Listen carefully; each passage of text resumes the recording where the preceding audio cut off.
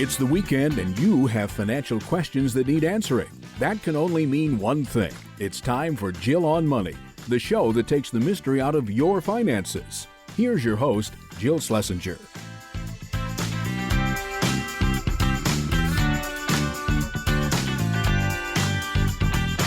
Welcome, welcome. It's the Jill on Money Show, the program that attempts to take the mystery out of your financial life. I am Jill Schlesinger. Mark Talercio is running the program behind the scenes, and we are here to answer your financial questions. If you have one, just go to jillonmoney.com, click on the Contact Us button, and let us know if you'd be willing to come on the air. Let's start the program with Lynette from Boston. And Lynette, what brings you to our airwaves today? Hi, Jill and Mark. I am so happy to be here. I discovered your podcast earlier in the pandemic during my daily walks, and I have been tuning in every day, every week ever since. Oh, thank you. Oh, you're so welcome. And I'm so happy to be here. I really am. So I've got I guess an unusual question, and I haven't heard it posed very often on the podcast. I started paying a bit more attention to our investments during the pandemic, as I'm sure most people have, especially after listening to you and Mark so often. So one of the things I noticed is that my spouse and I'm 51 years old. My wife and we have no kids. We rent. Boston is a pretty high cost area, and our monthly expenses and income are all in line. But what I noticed was that on my personal capital app that I use to track my investments, I was noticing that the cash flow was definitely increasing year over year. And I'd never sort of noticed it until the pandemic. Mm-hmm. But what I really noticed was that one of the things I did during the pandemic after listening to the show, and of course, Mark is Roth all the time, was I switched from my pre-tax 401k to a Roth 401k.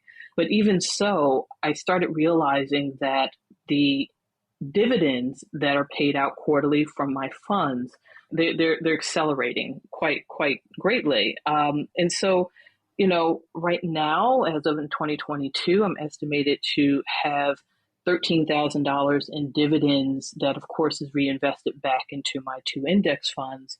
But for all the retirement calculators estimating what my future retirement income would be, I also discovered future value dividend calculators that sort of estimate what my future dividends would be paid out on those accounts. And if my calculations are right, or if the calculators are right, by the time I hit 65, my dividends alone paid out on my 401k plan would be approximately $90,000 a year. So first of all, wait a second. I just want to make sure I understand that. So you're saying just the dividends of the positions themselves in the retirement account before we take the money out for taxes, right? Yes. Okay. Just got to make sure that I got that. Okay. So how much money is in the account now? And then what's the assumption that the account grows to by 65? Do you have that number also?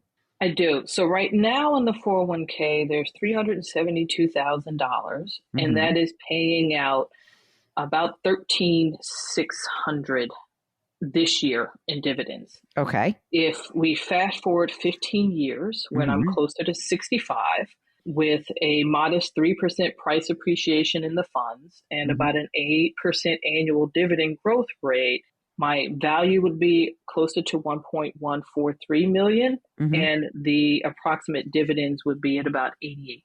Got it. I got it. I don't know if the annual dividend growth rate, if that's like normal, historic, it's just not one of those rates that I've focused on. So I promise I will look into it. For right now, from what you're saying, the way that I hear this is you're saying to yourself, well, wait a minute. If I'm reinvesting it now, can I just pull the money out? And you could. Of course, that would then change the 3% price appreciation in that you would no longer be reinvesting dividends. You'd be using those dividends, which is fine. So you have a couple of index funds, or what is the composition of this account? So I have two index funds. They're both Vanguard low-cost index funds. One is a S&P 500 index. The other one is a medium-term bond index. So it's a 70-30 mix as of right now, which might be, I think it could be a little aggressive, but we definitely have longevity in our family. I've got several members who, have reached 100. Several? I'm, Several? yeah, Holy several. Okay. So you said that your monthly expenses have been sort of consistent, right? What are Yes. those expenses? What do you estimate those expenses to be? Our monthly expenses as of right now are running about $7,200 a month. How much do you earn, Lynette? I earned 183. My wife earns about 25 to 30 every year. We're both in academia, but my job is, at a university with very great benefits. Her job is at a university where she's mostly working as adjunct faculty, so she does not have the benefits. So we set aside, Roth investments for her every year, Okay. as well as brokerage account. Okay. Well, that's good. It sounds very good. And you said that you rent, right? So that's also an Yes. important factor. So is there anything that like in your future besides the money that you have in your retirement account, are there other accounts, are there other investments that you guys have right now? In addition to the 401k, and she's got rollover IRAs, we both have Roth IRAs. And again, thanks to listening to you all during the pandemic, I opened a brokerage account and starting to contribute to that. There is also a pension where I work, which is not, it's a pension. So I'm not going to belittle it in any way, shape, or form because I know it's so rare. However, I think at age 65, with 100% joint survivorship, I think it might be closer to $900 a month, but the lump sum, I think, as of right now, is inching towards $180,000. And how much are you contributing into your retirement account right now? Because I'm 51, I'm contributing the max plus the catch up. Okay, good. And I get a 5% max. Nice. Match. Okay, that's good.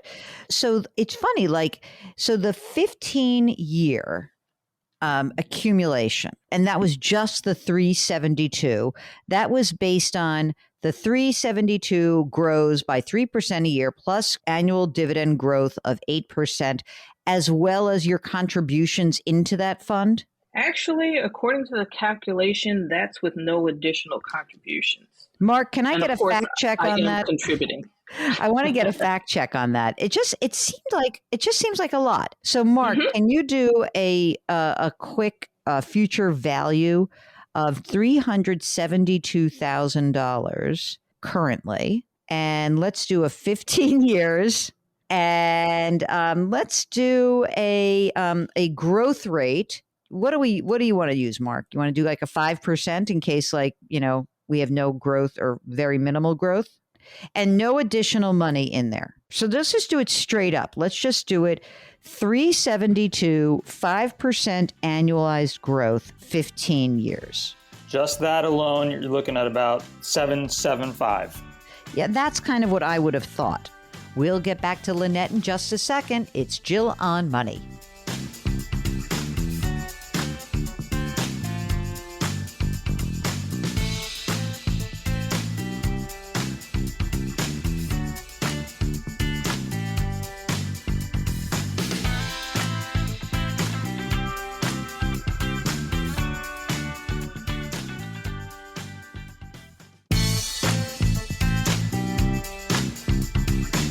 Back to Jill on Money, where Jill Schlesinger helps you take the mystery out of your finances.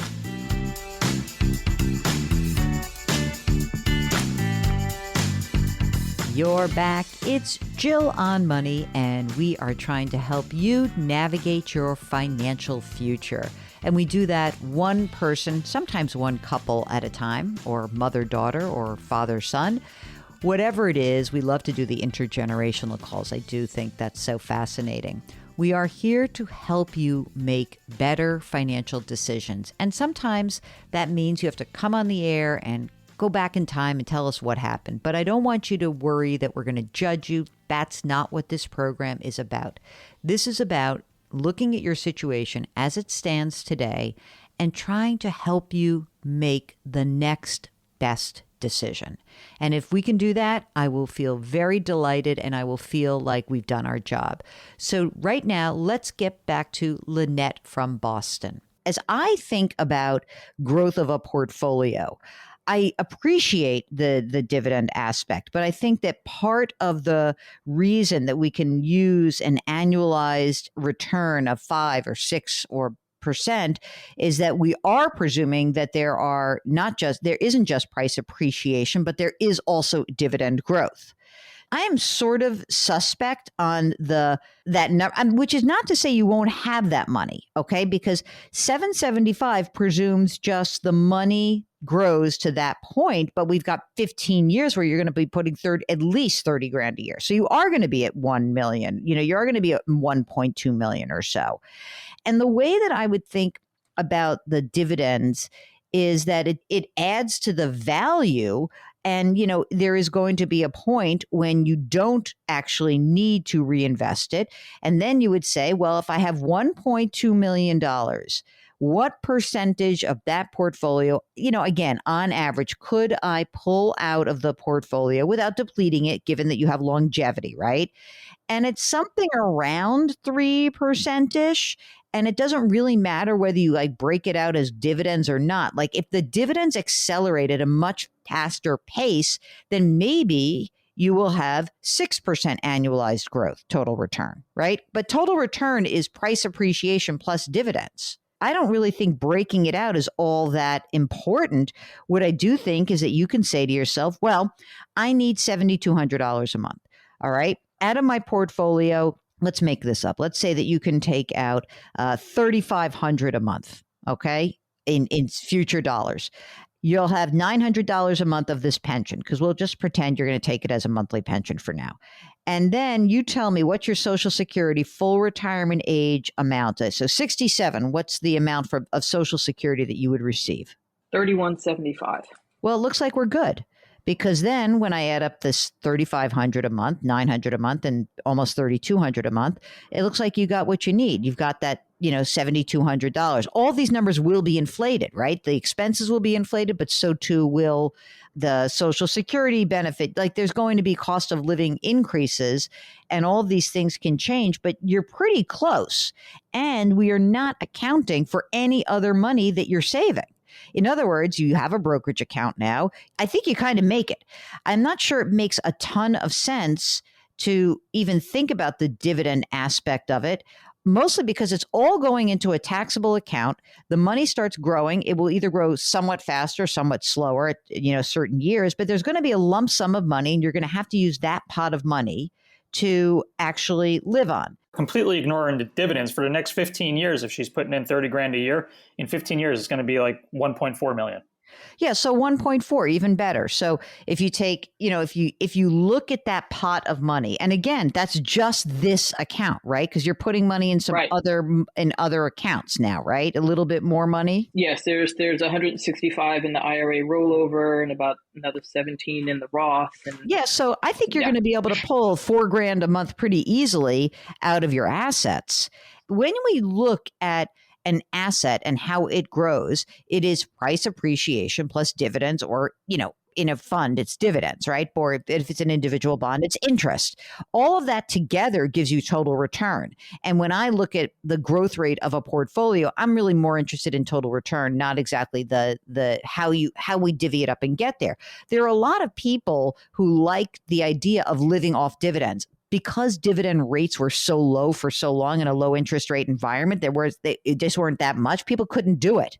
So they had to pull money out of their principal. They were really relying on appreciation. However, when you're in a higher interest environment, when you're in a high dividend payout environment, that is certainly starting to happen in some companies, you find that people can start to say, well, I'll just pull my dividends out. But, the corpus of what's left is still going to grow at whatever growth rate it is.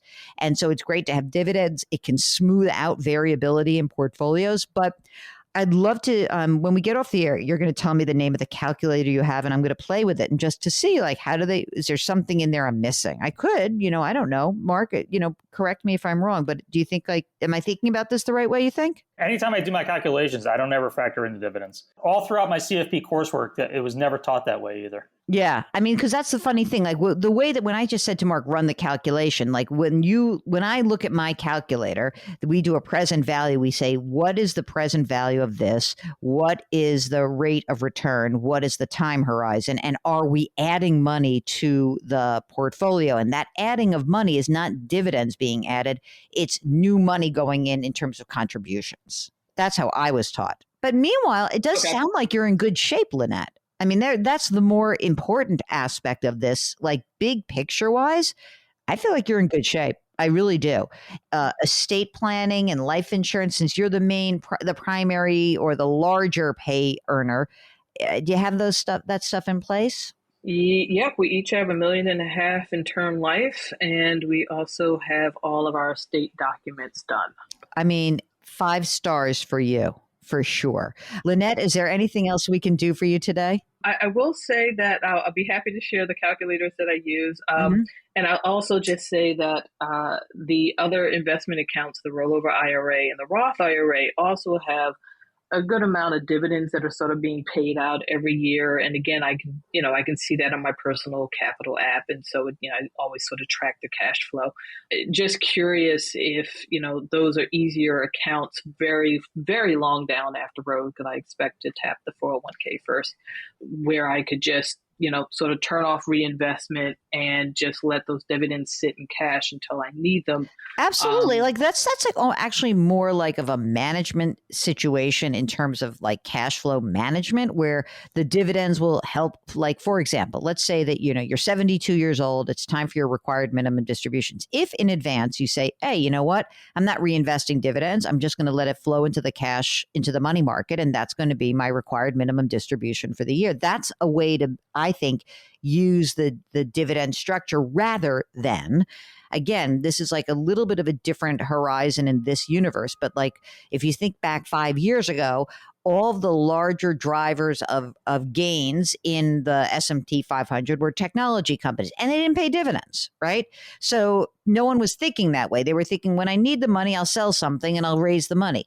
I think that having dividends provides cash flow management that's a lot easier. That I agree with. So that if, we come to a period of time when you're retiring and you were sitting down and talking about this, or you're talking to a financial advisor, what they're saying is this pot of money will clearly generate what you need. Now let's manage the cash flow so that you don't have to worry about selling an asset at the wrong time to raise the money you need for A, living expenses, and B, required minimum distributions. And then I do think the dividend aspect of it does help you out quite a bit. But I think it's more of a cash flow thing. Yes, absolutely. And that's how I'm thinking of it. So Yep.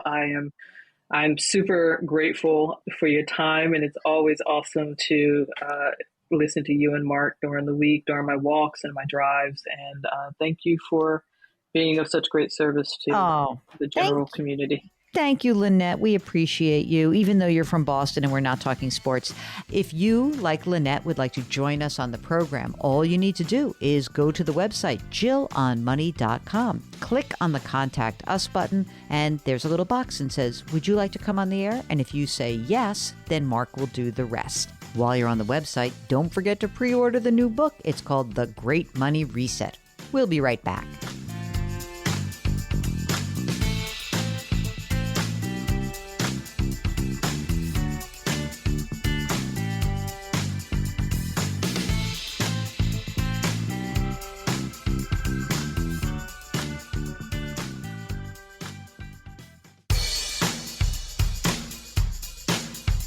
Do I invest here? Should I put my money there? Jill Schlesinger can help you. Back to Jill on Money.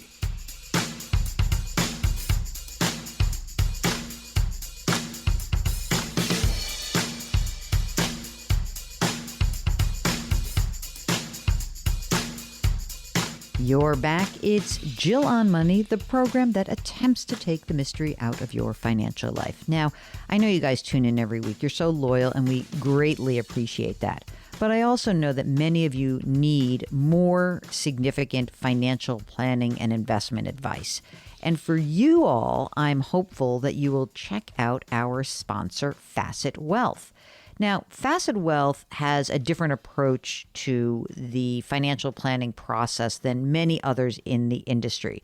They have found that something is missing. They really are focused on providing an unbiased human approach that takes into account all that you are.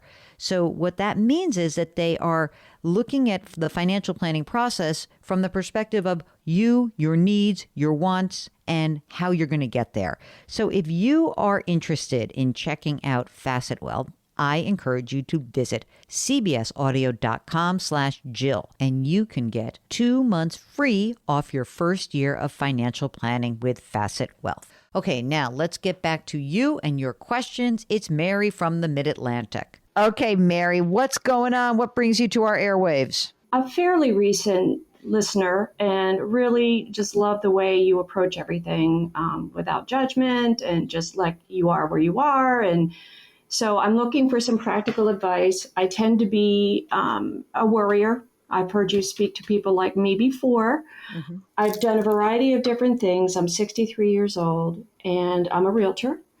I had an excellent year this year in 2022. The market was absolutely insane, but I'm ready to slow down.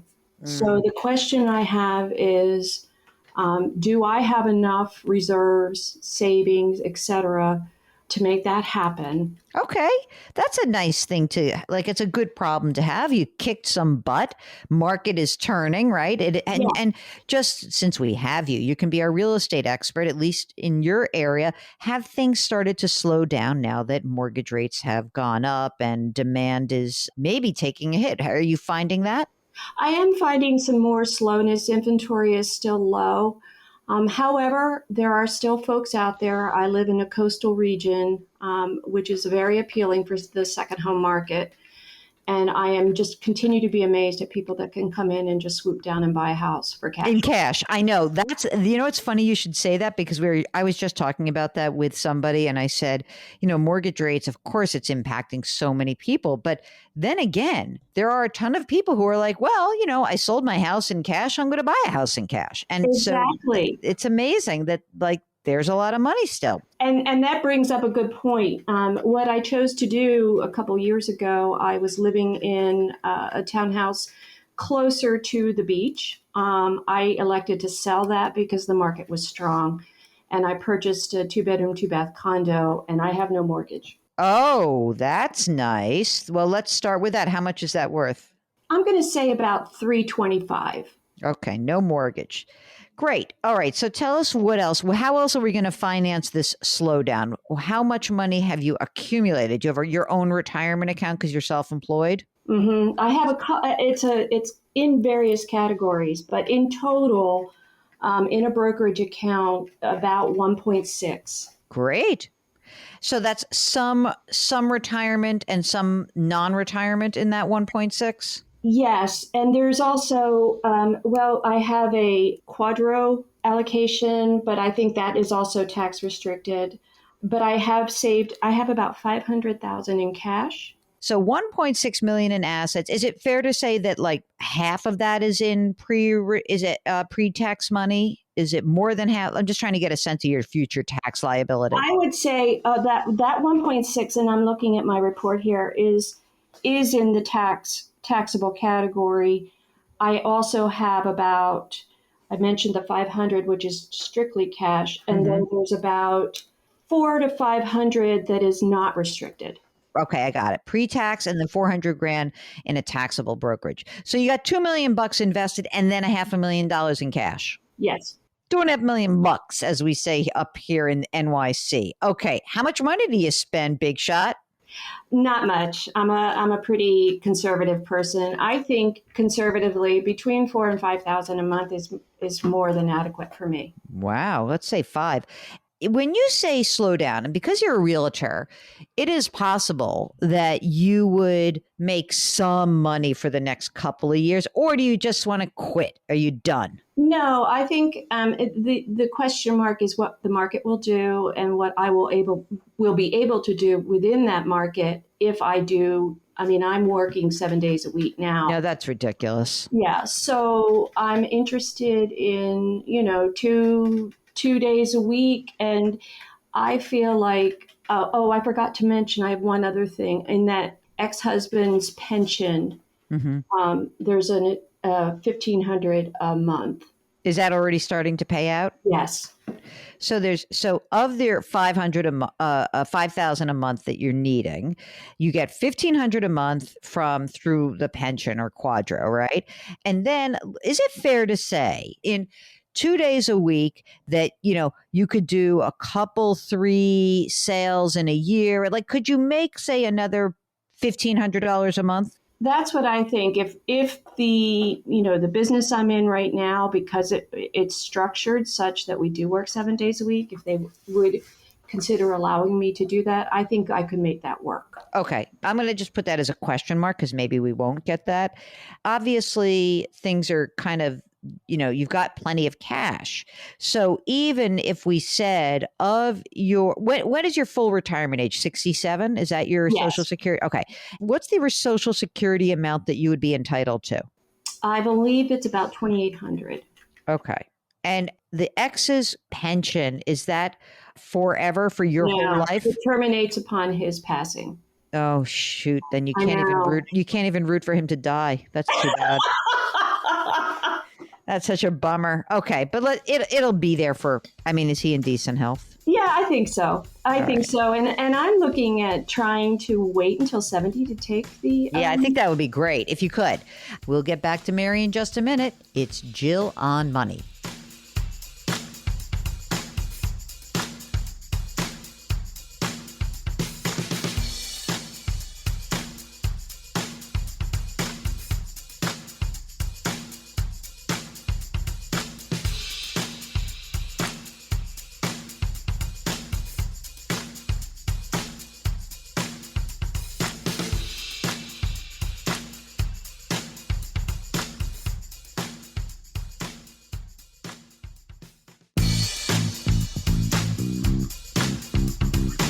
Welcome back to Jill on Money, where Jill Schlesinger takes the mystery out of your finances.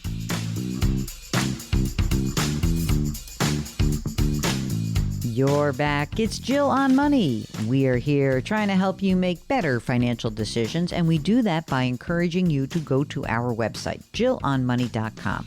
If you click the Contact Us button, then we'll get your message. You ask your question. At the end of that form, there's a little box. It says, would you be willing to come on the air live with us? If you check the box, Mark will do everything else. Also, while you're on the website, there's all sorts of great content there, so you should check that out. You can sign up for our free weekly newsletter, and of course, you can pre-order my new book. It's called The Great Money Reset: Change Your Work, Change Your Wealth, Change Your Life. And you guys actually are the whole reason I wrote this book, because you and your stories are amazing. So you can check that out on the website, jillonmoney.com. Okay, let's get back to Mary, and let's try to give her a little confidence here about why she's on the road to success. Here's the game plan. Yes, you could totally do this. Big deal. You got 500 grand in cash. Let's just say that even if you do it for 4 or 5, let's say 4 years or even 5 years, you take 50 grand a year out of that amount and you're covered. Your expenses are covered. And, 50, it's even a little bit less because of the pension.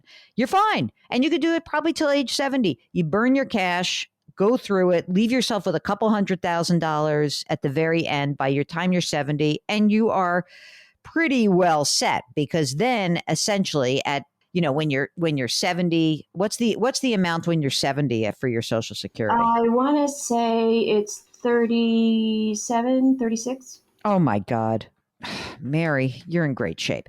Now, here's a question. Mark, should Mary, so presuming she slows down, and should we start trying to convert some of the money? Because how much money were you making in like the good times? 200. I mean, you're going to be in a very low tax bracket, right? That is my question. I listened to you and you talked about the Roth conversion, and I actually sent an email to my accountant, and he said, it's not a simple answer, call me. So I was going to do this first and then give him a call. And yeah, because let's say after this year, let's say next year, your income, even if you do, let's say you do work part-time, you have $3,000 a month of taxable income, right? Pension plus the part-time, whatever I make. right? Mm-hmm. Okay. Now, worst case scenario is like, oh my God, I made too much money. And now you're in the 22% tax bracket. You could start converting your pre-tax accounts and you could start to convert that into a Roth IRA. Now, there's two ways to approach this. All right. One is to say, I'll just do it up to the 22% tax bracket, which would mean you could convert enough up to $89,000.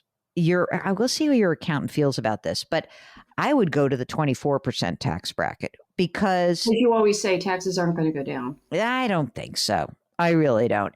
If you heard our interview with Ed Slott, I mean, more than ever, it's just like it so convinces us to say, I'll lock in my tax liability now. Right now, if you think about it, you've got $1.6 million, right? And if you didn't touch that, it's going to grow. Even if you're not putting money into it, right? It's going to grow. So when we talk about, well, you're going to be forced at age 72 to take some money out, you could have $2 million in there. You could have $1.8 million that's in there. So you're going to have to pull out the first year you retired, $66,000. On top of that, you would be getting Social Security. So you are already encroaching on the 24% tax bracket. Right. So I would start converting. I really would. You can use some of your cash. You're going to do it slowly over time. And if you do it, you've got like this 7-year horizon before you start taking Social Security where you can live on the money and you can also convert some of the money. And then what I'm hoping is that by the time you're at Social Security age, you can sort of be at half of my money has already been taxed. Half of it has not been taxed. That makes me feel that feels right to me because, again, of my more conservative nature, I would like to have that and available to me. One other thing that I'd like to consider along the way, too, is between now and then, taking some of this money as well and doing some traveling. Where are we going? Well, I went to my sister has a place in Italy in Sardinia. Come on. How awesome is that? So I know that that's on the list. Have you never been? I've been, but I want to go back. And I want to see other parts of Italy that I didn't see the first time. So. Yes, I would be. This sort of feels like there's like many movies that are made about 60-year-old women who are traveling to Tuscany. So yes. I think that you could just like binge all of those movies and figure out where you want to go. Right. I would love to live that life. I think that would be great. You're in fantastic shape. Have you done, so you, do you have kids? I didn't even mention. I have 2 children. They are going to be provided for most likely through other methods, other family members. Oh, good. I have my durable power of attorney, my health directive, and my will in my office under review. Okay, well, let's get that done. Mary, I think you're in great shape. Go find that Italian stallion. Exactly. That's nice. That's right. And you're going to have, I feel like there's going to be a lot happening in Mary's life in the next few years. And it's going to be, it's like Eat, Pray, Love, that part of the book where she's in Italy. You're like, yes. If I could mesh Eat, Pray, Love and Under the Tuscan Sun, I mean. Yeah, you're in. Excellent. Good luck. Thank you so much for getting in touch with us. Go ahead and give your notice and be done with it. Okay, if you've got a financial question, all you need to do is go to our website, JillOnMoney.com. That's JillOnMoney.com and click the Contact Us button. Don't forget to check out all the great content that lives on the site. Jill on Money. We'll be right back.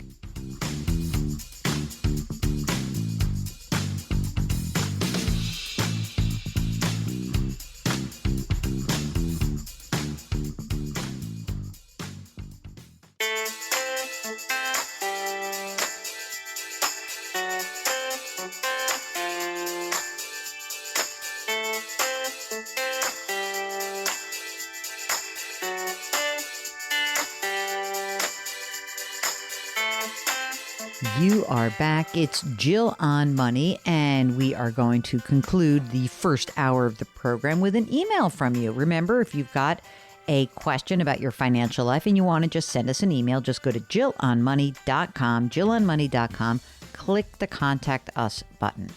Okay, so Here is from John, who says, I've seen a certain financial person who regularly extols the benefits of bridge loans on radio and TV interviews over the years. He's the only person I've ever heard speaking on the topic. I've been intrigued by the idea, yet to me, it smacks of higher risk due to illiquidity and lack of control. Your thoughts? Well, John, a bridge loan is not for the faint of heart. You're right. It is very risky. It is a bridge between two transactions, right? So the most common application of a bridge loan would be if you were buying a new home and you hadn't sold your old home first, or even concurrently. And there's a period of time where you need some money, some liquidity to bridge you from one transaction to the other. But here's where everything can fall apart. What happens if you buy the new home, you're waiting to sell your old home, and it doesn't sell for as much as you thought? The market may fall apart underneath you. And then there is an enormous amount of risk.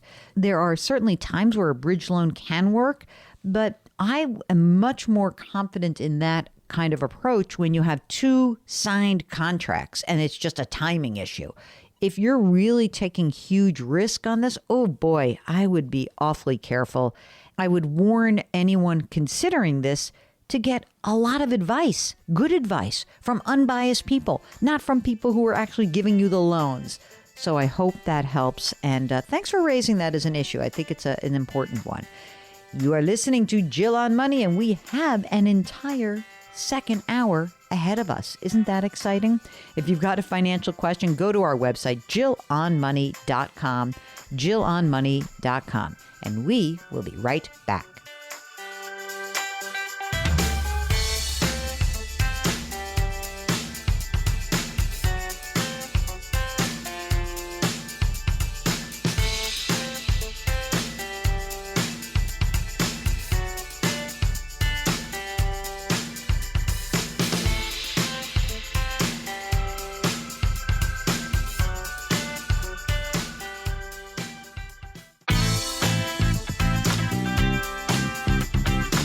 It's the weekend, and that can only mean one thing. You're listening to Jill on Money, the show that takes the mystery out of your finances. Here's your host, Jill Schlesinger. Welcome back. It's hour number 2 of the Jill on Money show. We are here trying to answer your financial questions, and we do that by asking you to do a little bit of work. I know, I'm sorry. Here's your work. You ready? You go to jillonmoney.com, which is a website you've probably bookmarked because I have nudged you so much that you've just bookmarked it. Then when you have a question, you go back to that bookmarked site and you click on the Contact Us button. You write down your email, your question, and of course, at the end of that form, let us know if you'd be willing to come on the air live. And then Mark does everything else. What else is on the website? Well, first of all, there's other shows. So we've got this radio show, but we also have 2 podcasts. We have a free weekly newsletter. You can sign up for that right at the website. You can read the blog. You can check out my television appearances. There's a lot going on that website. So that's why you want to bookmark it and you want to check it out. We try to really refresh it every couple days or so. And of course, you can pre-order my new book. It's called The Great Money Reset. All right, let's start this hour off. It's Jackie who's on the line from Nevada. Hello, Jackie. What's going on? How can we help you today? Well, I'm getting ready to retire. I'm 63 years old, and I have lots of things on my plate. The number one thing probably is years ago when the market kind of crashed and burned and went around, I put my investments in safe havens. And so now, because my husband and I, we felt like, well, we made this money, we earned it, and we can't afford to lose anything. So, everyone always says, just stay the course. What goes down must come up. And so I'm stuck. I feel like I need to do better at that. Okay. Well, but tell us a little bit about the retirement and what your retirement might look like. For example, you say you're going to retire. Will you be entitled to a pension? I have a very small pension that's probably about $1,000 a month. Sorry, $800 a month. And Jackie, do you have any other sources of income besides a pension? And we'll talk about Social Security, but anything else like a rental property, anything like that? There is a business that is worth about $2,000 a month, and equity on that is about $500,000. That's great. So you'll have $2,800 a month guaranteed, not guaranteed, but pretty much guaranteed, it sounds like. And when are you really thinking about, you said a few years, are you thinking like 67 or more or less? Honestly, right now I'm working very part-time, like 2 days a week. And I'm thinking once I get my Medicare and everything in place, I'd like to retire at 65. How much right now do you need to live on? Like, what would you say if you were estimating your expenses? What do you think you need? Well, I would say probably around maybe $6,000 a month. And you mentioned a husband. Is he still working? No, he's retired about 6 years, and his Social Security is $1,500 a month. $1,500 a month. What will your Social Security benefit be when you retire at your full retirement age? Probably about $2,600. Well, 70 would be 3,000, but let's look at the 2,600. Okay. We look at this and I look at you and I say, okay, there's the pension, there's the money from the business, there's your husband's Social Security, there's your Social Security, right? And those are the sources of retirement income, right? Mm-hmm. Well, okay. I have 401k. Wait. We're going to do that 401k in 1 second. But to be clear, you guys are in pretty good shape because I'm looking at the 2,800, the 800 from the pension, the business income of 2,000. There's 2,800.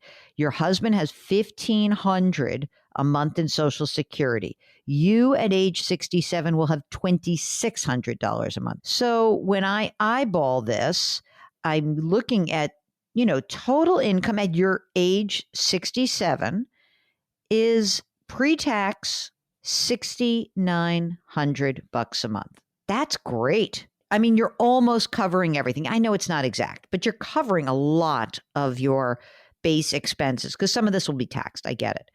Okay. Now let's talk about the assets. Let's talk about that 401k. How much money in there? About 430,000. That's your 401k. Does your husband also have any retirement savings? Yes, his 401k is about 200,000. Now, is all of the money in the two 401k accounts? Are you telling me, is it cash? Is it bonds? Like when you said we kind of like got rid of the risk, was it everything? Mine is in Vanguard, a stable value fund, and he rolled his over into a stable fund. Okay. So no problem. Very simple. That's the money. Okay. How about money in the bank or non-retirement savings or investments? In the bank, maybe 200,000. That's awesome. And nothing else, right? No other like weirdo, strange brokerage accounts or anything like that? Yeah. There's one for about 400,000. Whoa. Is that also in stable value? Yeah, I got scared on that too. When did you get scared? I'm just interested in the timing of this, just out of curiosity. Gosh, I'm thinking it's been at least maybe 5 years. I went stable on my 401k a lot earlier than I did on the brokerage account. I mean, I really would like to get back in there, but I'm afraid. I'm afraid to lose the money, and I don't know exactly what it would be. Like, you don't know where you would move. If you were to move. Okay. Is there anything else that we should know about? Do you have grown kids? No kids. No kids. Okay. Do you have pets? No pets. Wow. Who are you going to leave all this money to? Family, sister, nephews. Everyone better kiss your butts because you're going to have a lot of money left over. Tell us about your where you live. Do you own your home? Yes. Our house is paid off. How much would you say it's worth? Well, I looked the other day. Zillow says about 600,000, but that's probably a little negotiable up or down. You're not moving, though. You're happy where you are? Happy where we are. We're going to stay here as long as we can. You're in great shape. You're in fantastic shape. I do think putting some of your money to work could be helpful. And here is the really good news. The timing might have worked for you. I know I say market timing doesn't work, but I think it may have for you. So that's good fortune. Now, it will only work if we get some of the money invested. You don't have to feel like, I wouldn't do anything with the bank account, obviously. But it's really the 401ks where I think you could probably find some place to, dip your toe in the water. Right now, if you looked at your taxable income, are you receiving that small pension yet, that $800 a month? Well, no, and that's something I wanted to ask you about. I was thinking maybe I could access that pension and that would pay for my COBRA, because in March I'll be losing my insurance. I thought, well, that's a good idea to use the money for that. Yeah, sure. You can take the pension, get the money, and use it for COBRA. That's fine. The taxable income that you guys are receiving keeps you, I'm pretty sure you're probably in, I don't know, maybe mostly the 12% tax brackets, maybe the 20. How much do you earn right now in this part-time income? Probably I'll make $12,000 this year. Okay. I have my MAGI number from last year that I used for my to look into insurance. Would that help? Yeah. Hey, what's that? Last year it was $78,000. Okay.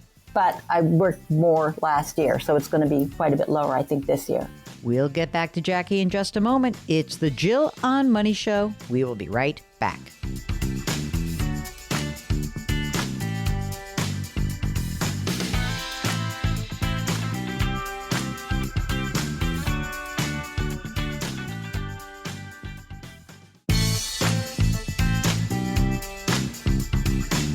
Back to Jill on Money, where Jill Schlesinger helps you take the mystery out of your finances.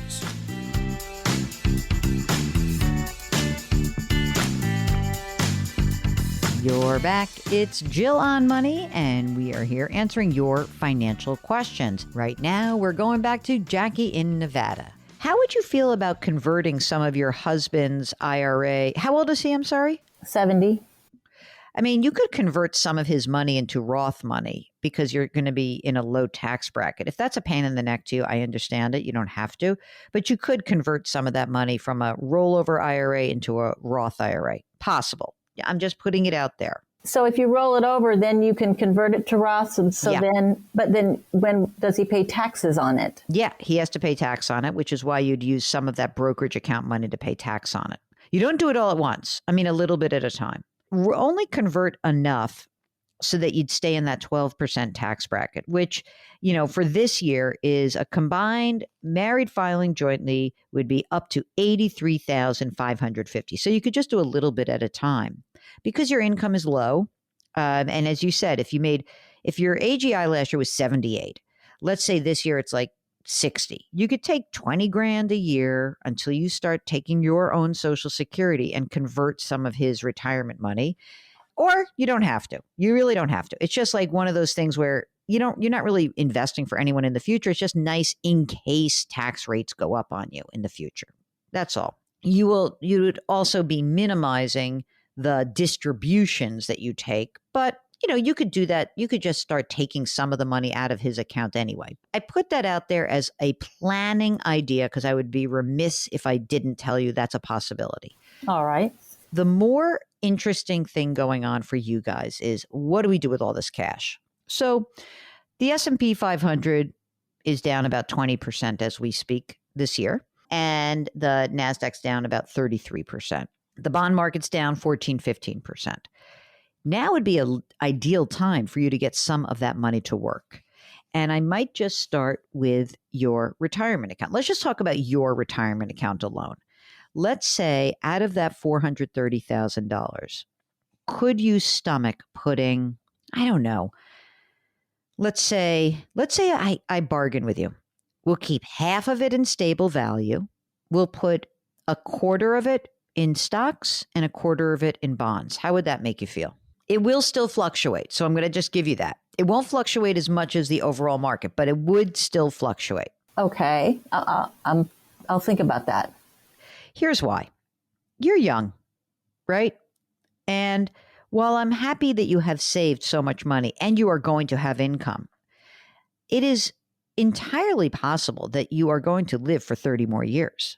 In that case, the stable value, which has done right by you, certainly in the last year, is going to start to be a problem because we're not growing any part of your portfolio.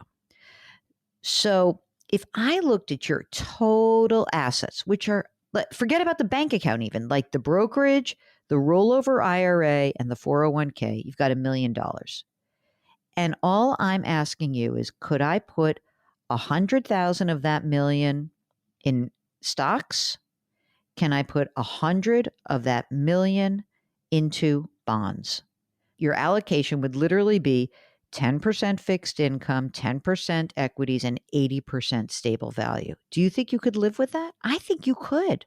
That doesn't seem like a lot to me. Not when you put it like that.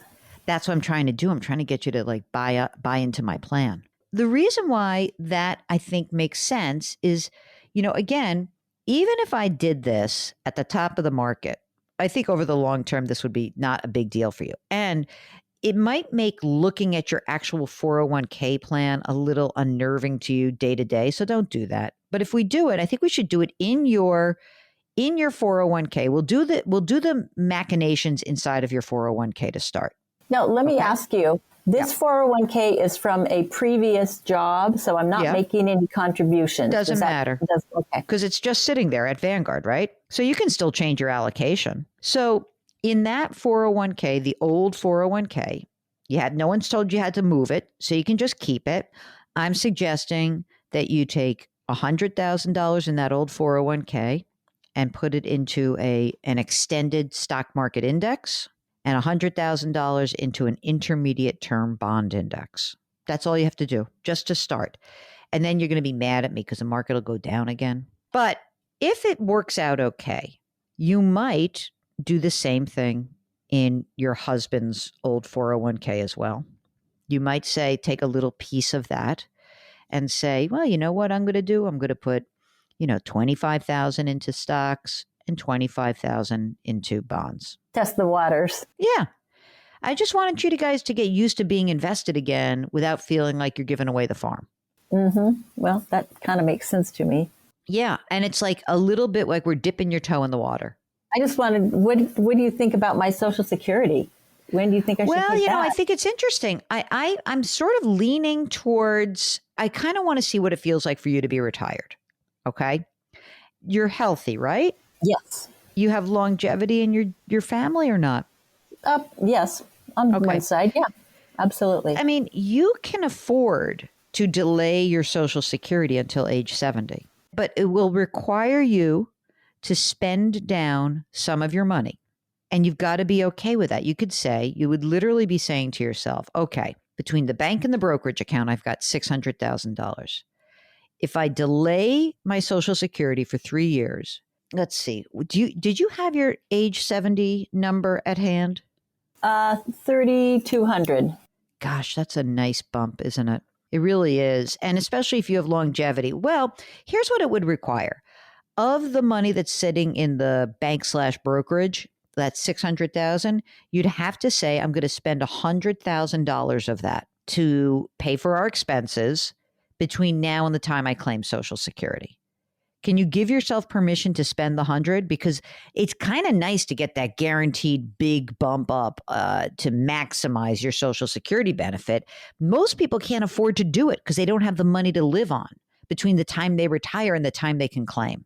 So there would be capital gains tax involved in that brokerage account? No, because you said that brokerage account is in the stable value fund, isn't it? Well, it is, but it was an inherited thing. And when it was making money, I was paying a lot of capital gains taxes on it. Yeah, but wait a minute. You sold that. You sold the account out, right?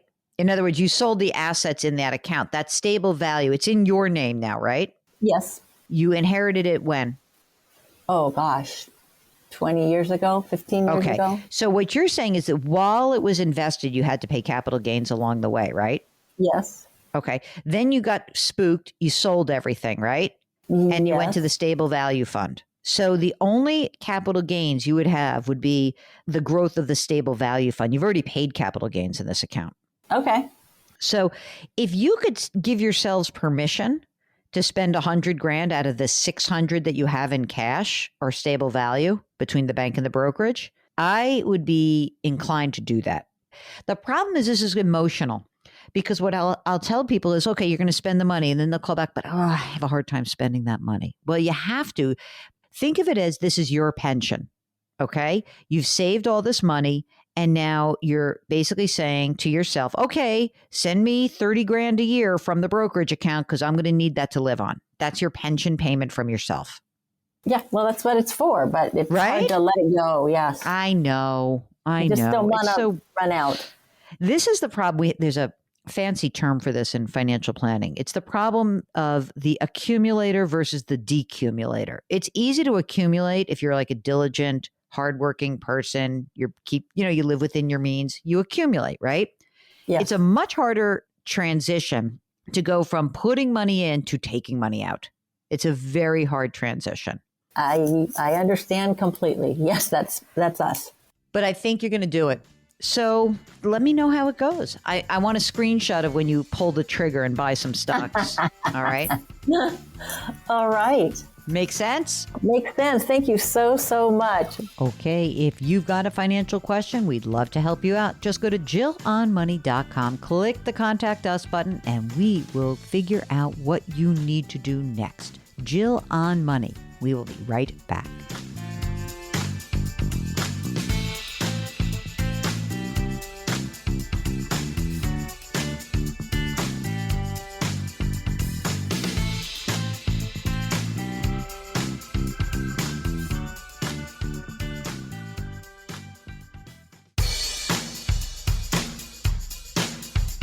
Do I invest here? Should I put my money there? Jill Schlesinger can help you. Back to Jill on Money.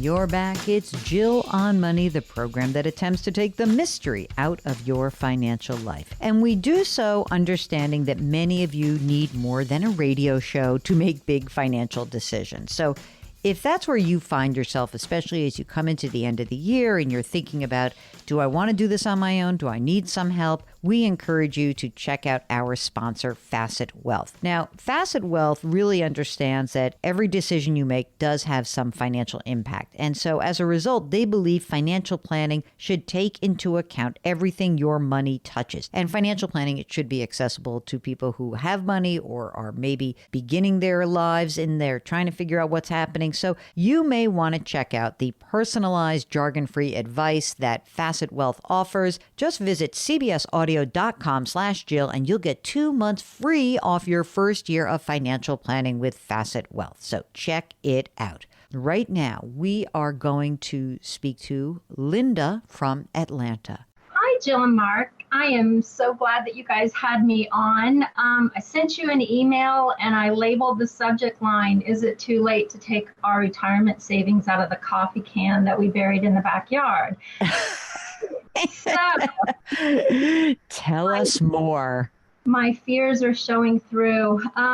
So we've been married for 42 years. We have 3 adult kids. And we're very frugal savers, but we lost a lot of money in some aggressive retirement funds and in college 529s a few years back during that 2008 market crash.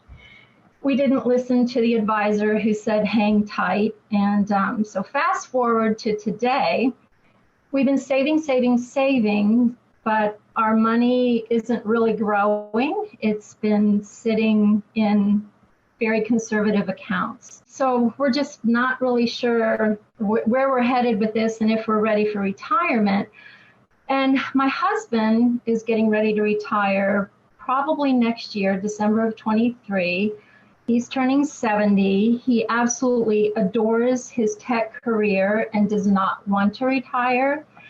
So what he's thinking is he might do a little bit of consulting on the side to stay mentally and socially in the field. And I'm 61 and I do not work. I unofficially retired back in 2013 to stay at home with one special needs child. And I never returned to the workplace after that. So we've just been saving. And I've kind of been the CEO at home. But now we're realizing this is what we've been working for and it's here. And we want to make sure that we spend it wisely into the future so that there's enough there. A couple of questions for you. You've got money, you say it's conservative. The question I have is, how much money have you saved? Let's start with the retirement accounts. Let's just kind of go through what you have accumulated. So in retirement accounts, what do you guys have? About 1.2 million. When you say conservative, are we talking cash? Some of it is sitting in cash. Some of it is in target funds, but I would say the majority of it sits in cash because we're terrified of losing what we earn. Okay, so non-retirement accounts. Let's go with that.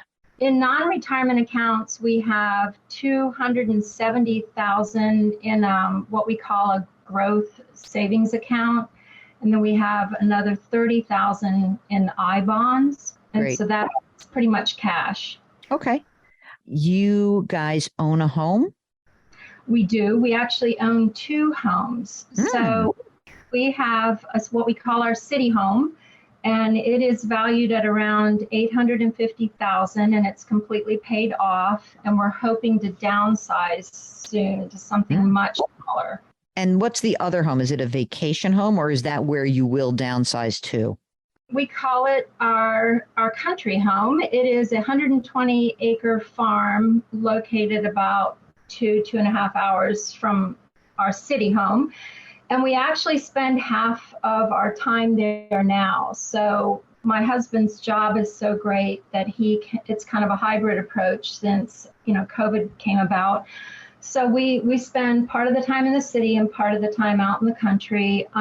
It is, I don't want to call it a working farm. We work it, but we have some horses on it, and we do a lot of specialty produce. So I have a tiny little farm stand, and we play with it. It's just our way of getting away from the rat race. But we still have a mortgage balance on it. It's $105,000 left on it. The value of all the property, probably about $500,000. And we're not sure what we want to do with it. We love it out there. It's our serenity, but our kids want nothing to do with it. And it's too far from, the lively stuff. So, but I'm not sure if that's really where we want to spend the final years, because it is pretty remote.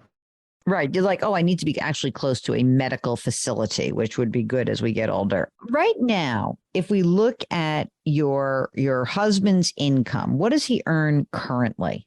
So right now, it fluctuates because he's got a lot of management incentives and bonuses. So for this year, he's at $280,000. Last year was $211,000. And all of that depends upon, he's not commissioned or anything like that, but it's goals that they've set up. If you look at that 280, or let's go the year before, the 200. Do you know how much you need to spend paying your bills, living your life? Not like skinny, but like what, kind of like your real life. What do you think you need to live on? I know exactly what we need to live on because he's proclaimed me the CEO of the house. So all right. We spend about $6,800 a month between the 2 homes. We'll get back to Linda in just a moment. If you'd like to join us, just go to JillOnMoney.com, click the Contact Us button. You write out your message, tell us what's on your mind, and then let us know if you'd be willing to come on the air live. Mark does everything else because he's so good. Don't forget, you can pre-order my new book. It's called The Great Money Reset. Change your work, change your wealth, change your life.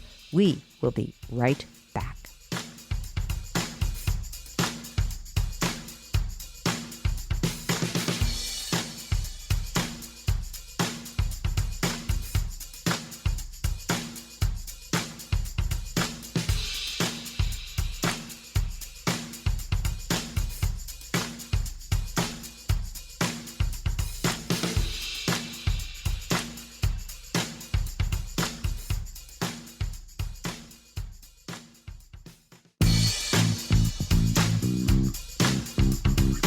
Welcome back to Jill on Money, where Jill Schlesinger takes the mystery out of your finances.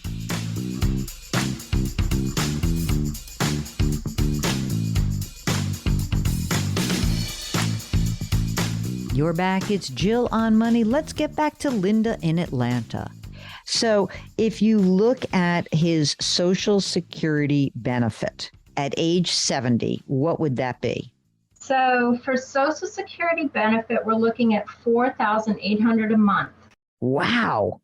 That's the two of you, right? That's him. That's just him. And what would your benefit be? My benefit off of his would, I'm sorry, that's his pension. I'm so sorry. Wait, he has a pension? That's his pension? Yes, he has a pension. That's if he were to take without a 50% joint survivor annuity. What's the joint and survivor amount? $24.16 a month. And it's just those two choices. Is there anything? So sometimes they have a joint. They have different gradations of what the survivor might need. I don't have the numbers on it, but I do know that there's a 75% and 100%. We just haven't gone that deep yet. Okay. And what about, so that's the pension. Now, tell me what his Social Security at age 70 would be. $4,166. I mean, even if you just did joint and survivor plus his Social Security and whatever you get on, that you tally along, you guys are in great shape. You're in great shape because you have income. And in fact, even though I wished that you didn't go super duper conservative, it probably gave you peace of mind. You're in great shape. You're in great shape. There's nothing bad that is going to happen here. Okay. There is nothing bad that's going to happen. However, I think, especially if he's going to keep working, even if I don't know, if he's going to work part-time for a few more years, let's say that, you do start collecting Social Security because there's no reason to wait once you reach 70. When you think about consulting, do you have an idea about what he thinks he's going to bring in, like 50 grand? Is that reasonable? We haven't really talked about it yet. I know he's confident in it, but we haven't really sat down with, pencil to paper yet on that piece. I guess it's also interesting for me to think about like the downsizing thing. I mean, just given where we are in the universe of housing and what's happening. I mean, you enjoy the country home now.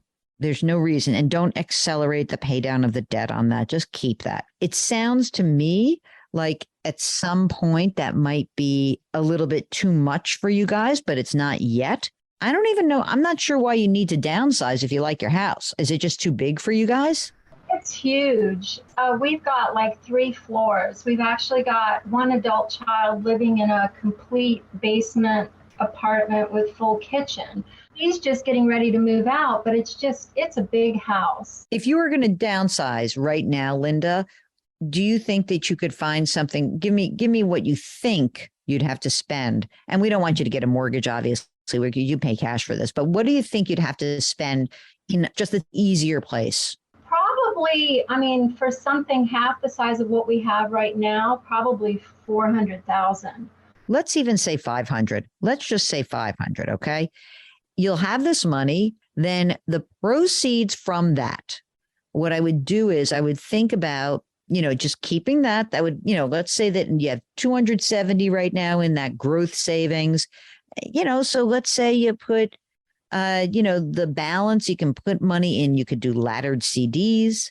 You could buy, longer term CDs. You could look out at building just a government bond ladder. You could buy some U.S. government bonds if you want super safe stuff. You can buy some 10 years. You can just make it really easy, really, really easy and simple and low risk because you don't like risk.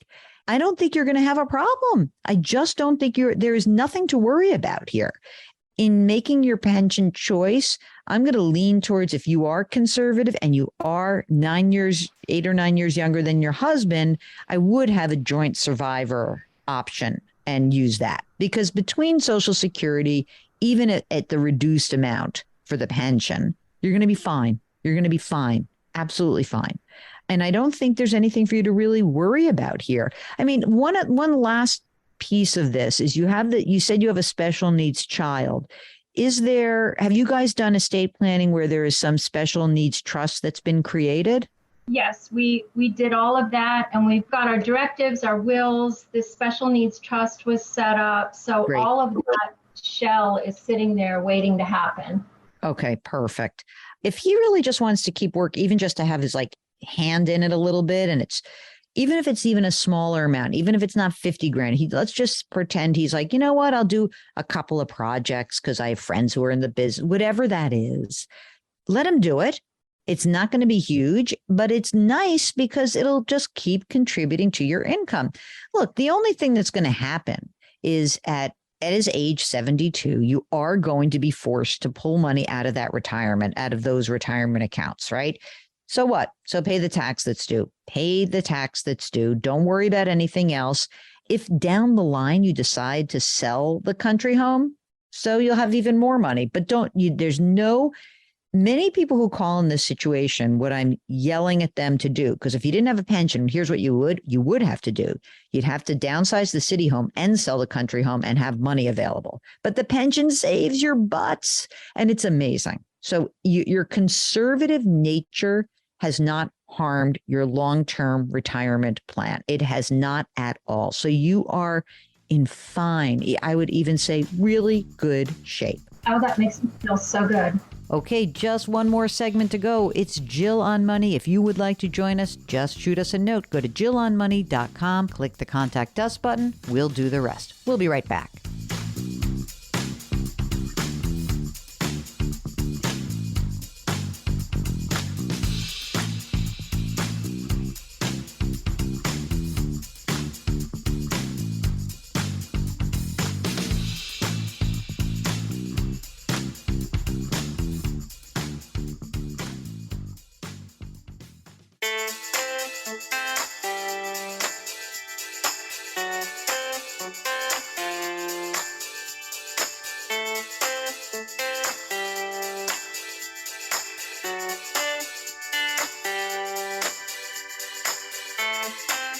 You're back. It's Jill on Money. And before we conclude the program for the day, it's time for an email. I'd love to end with an email. This is from Daphne, who writes, Hi, Jill and Mark. Listen to your show a couple times a week, binging what I've missed.